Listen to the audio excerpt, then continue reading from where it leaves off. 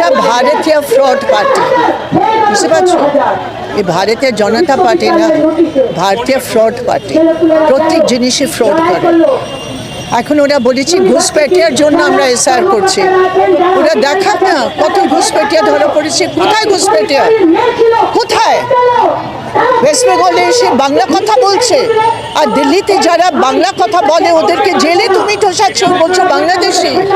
কি বাংলা ভাষীর দুশ্মন হিসাবে তুমি কাজ করেছো। আর এই এসআর হচ্ছে মোদী সরকারের হাতিয়ার গরিবদের বাদ দিতে, মাইগ্রেন্ট ওয়ার্কার, মহিলা।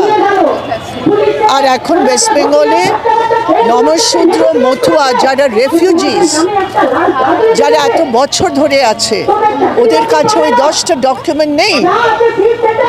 আর সেই জন্য ওরা মথুয়াদের সাথে পলিটিক্যাল খেলা করেছে বিজেপি, আরএসএস।